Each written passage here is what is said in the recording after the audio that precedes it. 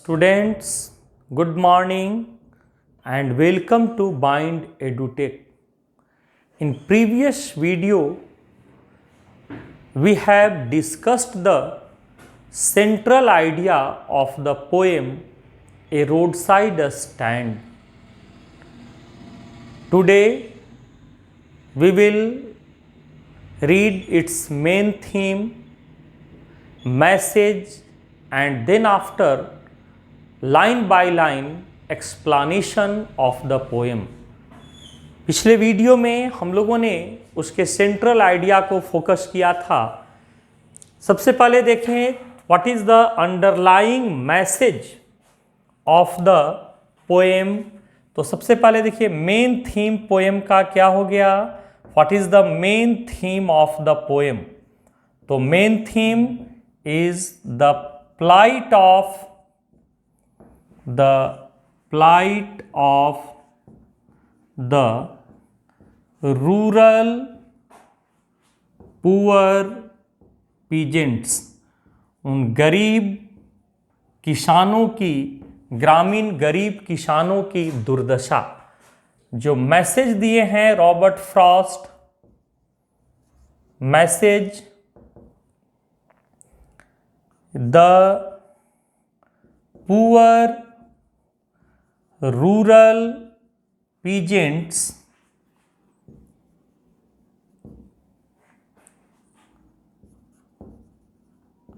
should be provided all basic facilities।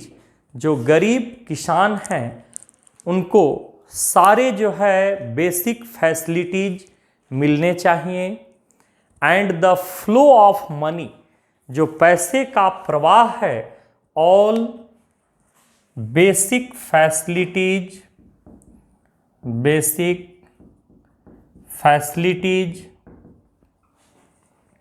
And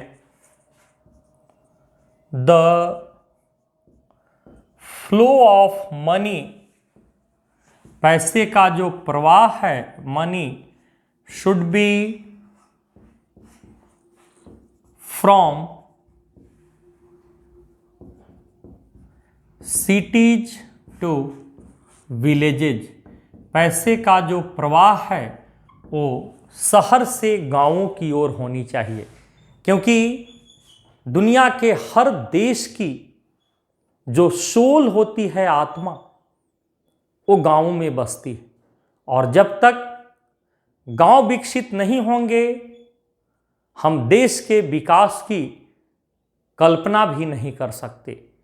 अब यहां से हम लोग पोएम के लाइन बाय लाइन एक्सप्लेनेशन को देखें तो फर्स्ट लाइन में कह रहा है कि the little old house, the little old house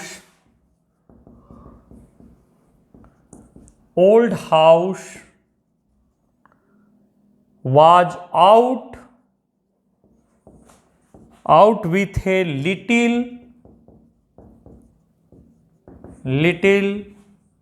new shed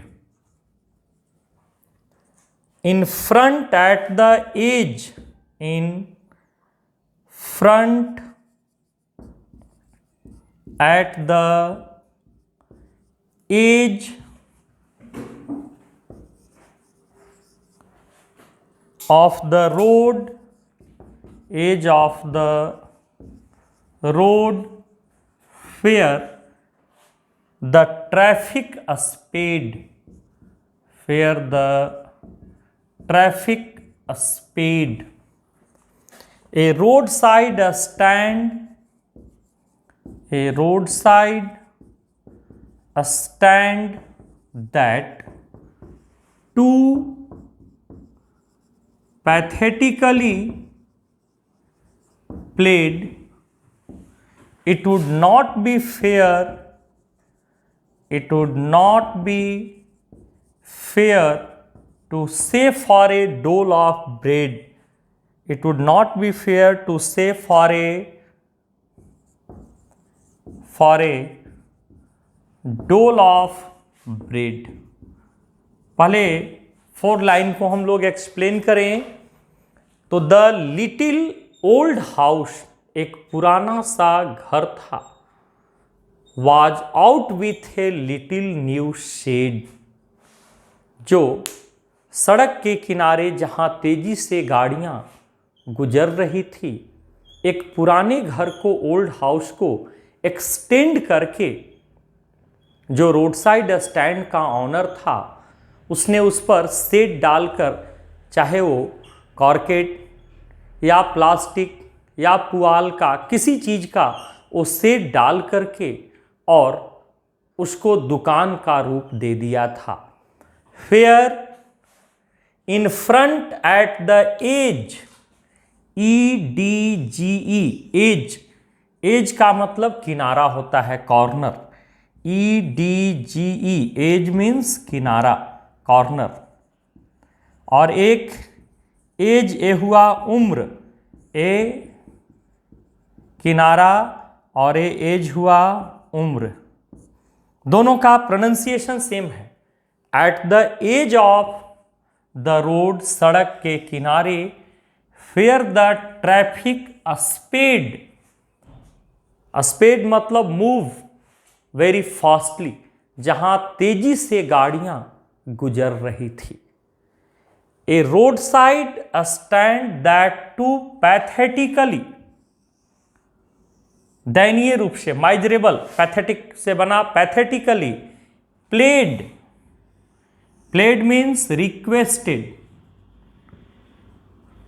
plea का ए भीटू हुआ, pled, it would not be fair to say for a dole of bread, डोल ऑफ ब्रेड मीन्स आर्म्स, भीख।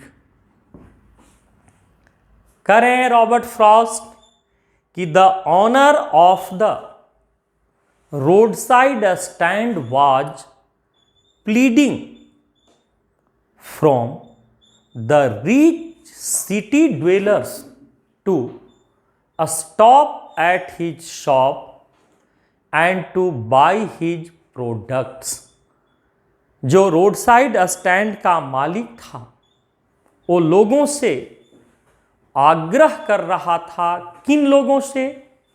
उन लोगों से जो उस सड़क से गुजर रहे थे, rich city folk who were passing through the country side roads in their magnificent cars, उन शहरी लोगों से जो अपने शानदार गाड़ियों से उस ग्रामीण क्षेत्र के सड़कों से गुजर रहे थे। उन लोगों से रोड साइड स्टैंड का जो ऑनर था वो प्लीडिंग, प्लीडिंग जो है रिक्वेस्टिंग, आग्रह कर रहा था, to stop at his shop and to buy his products, कि उसके दुकान पर रुककर और उसके सामानों को खरीदें। It would not be fair to say for a dole of bread, उसे भिखारी कहना कहीं से भी जस्टिफाइड नहीं होगा, because the owner of the road side stand was not a beggar, वो भिखारी नहीं था, ही वॉज नॉट बेगिंग, वो भीख नहीं मांग रहा था। टू से him a beggar is unjustified, इसको हम किसी भी कंडीशन में जस्टिफाई नहीं कर सकते कि वो भिखारी था किसी एंगल से, क्योंकि वो भीख नहीं मांग रहा था। He wanted some money instead of his products, वो अपने सामानों के बदले में पैसा चाहता था। He was not a beggar, वो भिखारी नहीं था। It would not be fair to say for a dole of bread but some of the money, वो क्या चाह रहा था? पैसा, but some of the money, लेकिन पैसा वो भीख के रूप में नहीं। किस कंडीशन में वो पैसा चाह रहा था? अपने सामानों के बदले वो चाह रहा था। वो भीख के रूप में पैसा नहीं मांग रहा था, but some of the money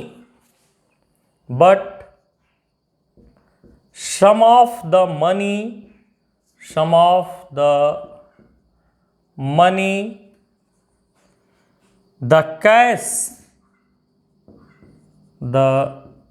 cash whose flow support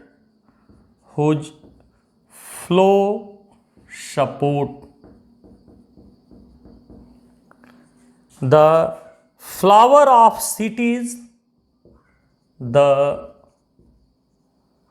flower of cities, from sinking and withering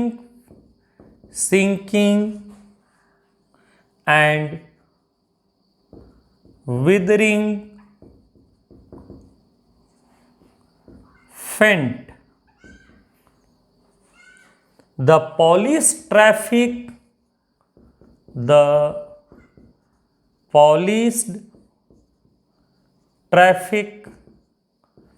pass with a mind ahead. Or if ever a side a moment,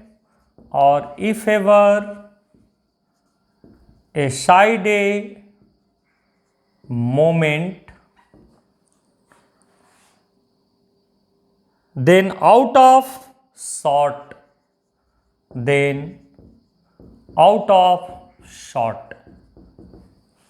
अब यहां पर देखें हम लोग, but some of the money, वो क्या चाह रहा था? पैसा।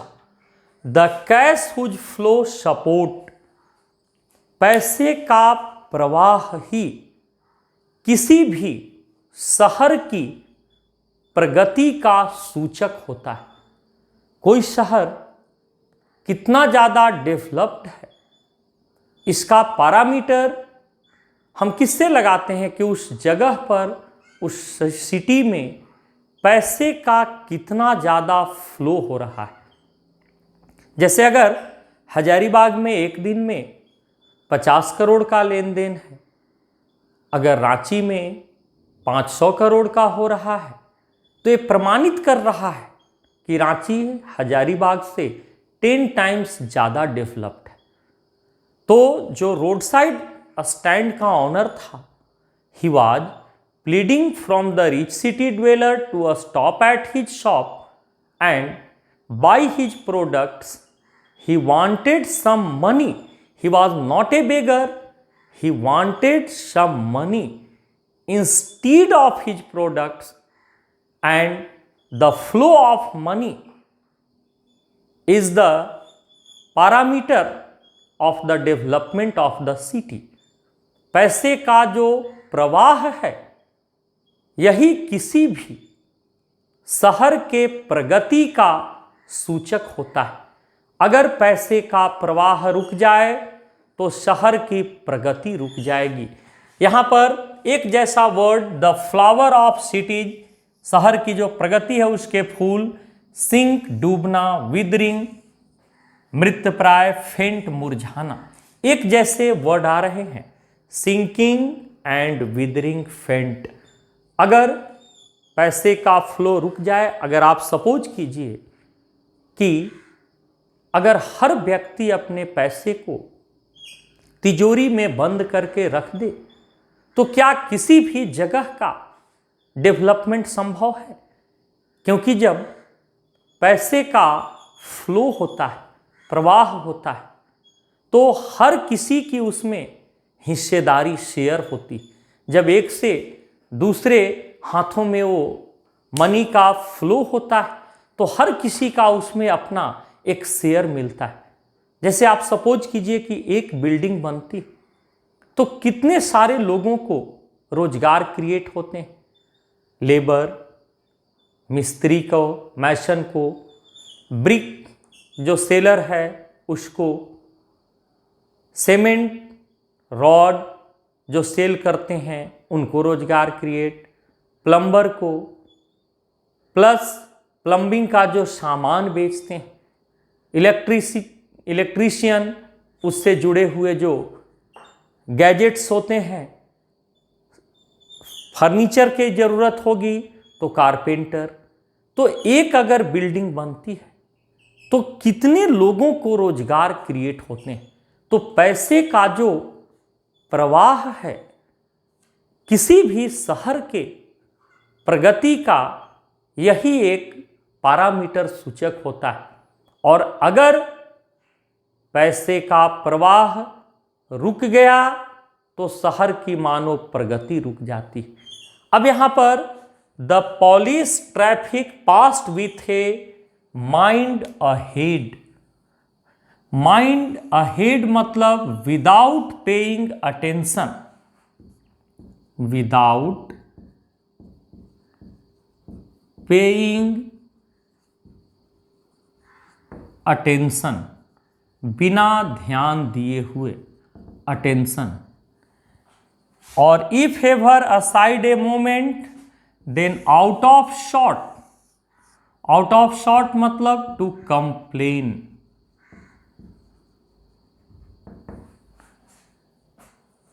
Out of shot. अब क्या उनकी जो कंप्लेन होती है, at having at the landscape, at having the landscape marred with artless paint, with artless paint। अब यहां देखें, marred मीन्स डिस्ट्रॉय, डिस्ट्रॉय, बर्बाद करना। अब देखिए पोएट क्या कह रहा है कि the rich city dweller who pass through the country side roads in their magnificent cars do not pay heed towards the roadside stand and the people who run them, and if ever a side a moment, अगर कभी रुकते भी हैं तो then it was to complain। What was their complaint? They complained that the artless painting of the shop had marred or destroyed the natural beauty of the place। तो यहां से हम लोग देखें कि the rich city dweller, the rich city dwellers who drove through the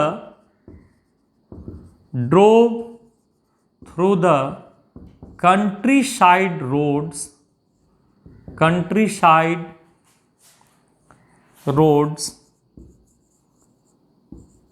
don't pay heed, attention, heed to the roadside stand and the people who run them। वो शहरी लोग जो अपने शानदार गाड़ियों से ग्रामीण क्षेत्र के सड़कों से गुजरते हैं, वो सड़क के किनारे बने हुए दुकान और उसे चलाने वाले लोगों पर कभी ध्यान नहीं देते। Whenever they stop, whenever they stop there, it was to complain, it was to complain। अगर कभी रुकते भी हैं तो किस लिए? शिकायत करने के लिए। अब व्हाट वाज देयर कंप्लेंट, उनकी शिकायत क्या होती, और पोएम में कौन सा लाइन उनके शिकायत को बता रहा है। तो अभी हम लोग यहां पर पढ़े जो लाइन लिखे थे कि the polish traffic passed with a mind ahead, और if ever a side a moment then out of shot the artless painting of the shop has marred or destroyed the natural beauty of the place। एक तो रुकते नहीं, रुकते हैं तो किस लिए? शिकायत करने के लिए। उनकी शिकायत क्या होती है कि इस दुकान की आर्टलेस पेंटिंग, कला विहीन पेंटिंग ने इस जगह की जो नेचुरल ब्यूटी, प्राकृतिक सुंदरता, उसको बर्बाद कर दिया है। तो उन ग्रामीण क्षेत्र के लोग कहीं से बाहर से हायर करके प्रोफेशनल पेंटर तो ले नहीं जाते कि वहाँ पर गोभी, आलू, टमाटर, ये सब का जो है ना वो सुंदर सा फिगर बनाएंगे और उसको डिस्प्ले करेंगे और बढ़िया से रैपर में पैक करके रखेंगे। वो तो घर की जो टूटी फूटी टोकरी होती उसमें वो सामान को रख देते हैं, और कोई भी कलर उठाएंगे और हाथ से ही लिख देंगे सब्जी का दुकान, तो स पूरब भागेगा, तो ब पश्चिम, तो ज उत्तर या दक्षिण भागेगा। तो उन शहरी लोगों की कंप्लेन क्या होती है कि ये जगह तो प्राकृतिक रूप से बहुत सुंदर है, लेकिन इस जगह की सुंदरता पर चंद्र ग्रहण क्या लगा रहा है? तो ये दुकान की कला विहीन पेंटिंग और वहां बिकने वाले सामान। तो क्या वो कंप्लेन करते हैं? They stop there, it was to complain, they complain that, क्या उनकी शिकायत होती है? They complain that the artless painting of the shop has marred or destroyed the natural beauty of the place। इस जगह की सुंदरता को ये दुकान और उसके कला विहीन पेंटिंग ने बर्बाद कर दिया है। अब यहां पर देखें कि वहां पर बिक्री के लिए कौन कौन सी चीजें अवेलेबल थी। Of sine that with in turn wrong and S turn wrong. यहां पर देखें नेक्स्ट लाइन को, in turn wrong and is turn wrong, that means not in a proper way, of signs that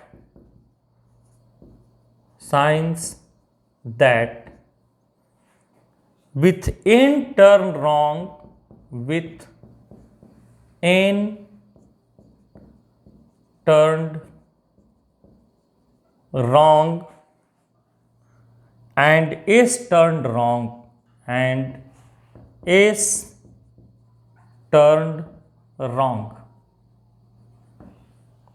offered for sale, offered for sale wild berries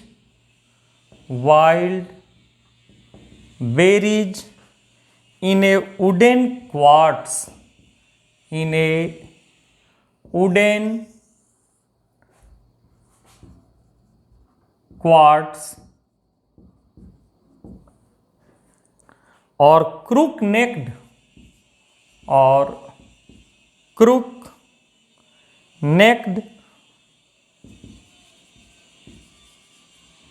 golden squares with silver wart,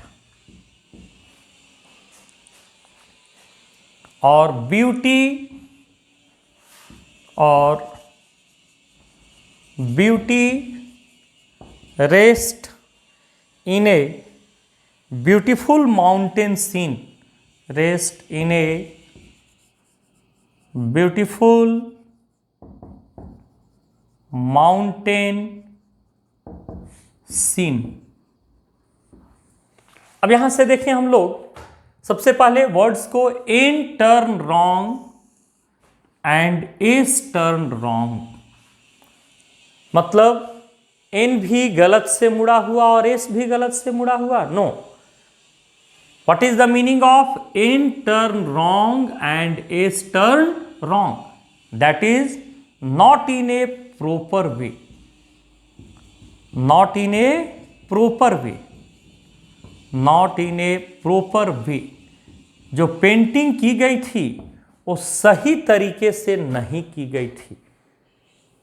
और दूसरा, wild berries, wild means जंगली, berries मतलब बेर, in a wooden लकड़ी के, quart means container बर्तन, container quart, quart container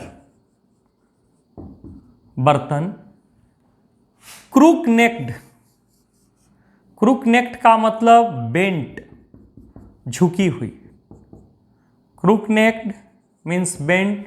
golden squash, एक प्रकार का कद्दू जैसा था, with silver warts, warts unwanted growth,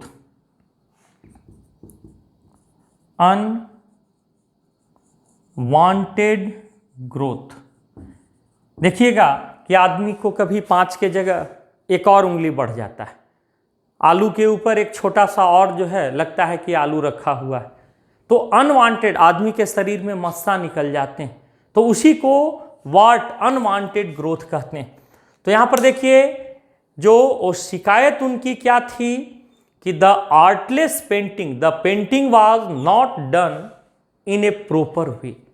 उस दुकान की जो पेंटिंग की गई थी that was not in a proper वे, वो सही तरीके से नहीं की गई थी। वहां पर जैसे तैसे पेंटिंग कर दी गई थी और 2 चीजें बिक्री के लिए उपलब्ध थी। विच things were available for sale on the road side stand. उस रोड साइड स्टैंड में कौन कौन सी चीजें बिक्री के लिए उपलब्ध थी? तो 2 चीजें। First, wild berries in a wooden quart, लकड़ी के बर्तन में रखे हुए जंगली बेर। और दूसरा, क्रूक नेक्ड, बी नंबर जो है दूसरा, और क्या उपलब्ध था?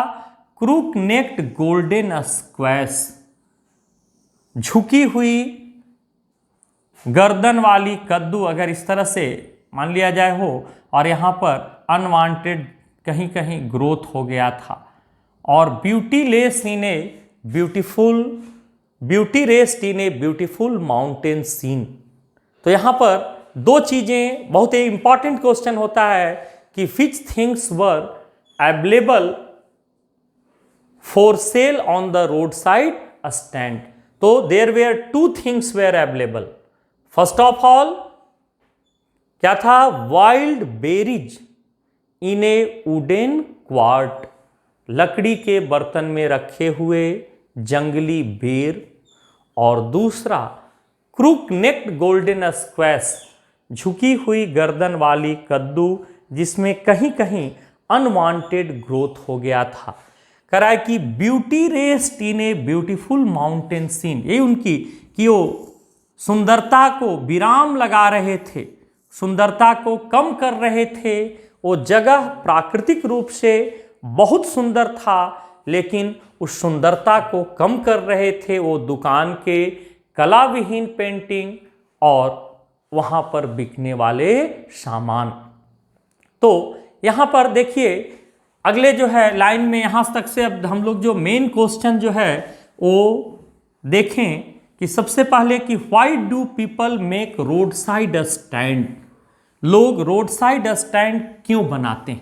पहला, why do people make road side stand, why do people make roadside stand? लोग रोड साइड स्टैंड्स क्यों बनाते हैं? तो people make road side stand to sell their household products. They are not professional shopkeeper. वे पेशेवर दुकानदार नहीं होते, वो बाहर से सामान ले करके नहीं बेचते. They only sell their household products and to earn money. वे अपने घरेलू सामानों को बेच करके पैसा अर्जित करते हैं. यहां पर देखें कि do you think that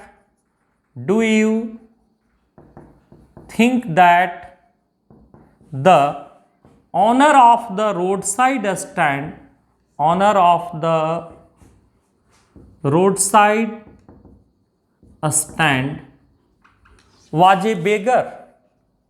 was a beggar? Why? So we think that the owner of the roadside stand was not a beggar because he was not begging. To say him beggar is not justified because he wanted some money instead of his products. But he didn't get it. लेकिन उसे मिलता नहीं. Because no cars stopped there to buy his products. अब remaining line को हम लोग next video में explain करेंगे. थैंक्स.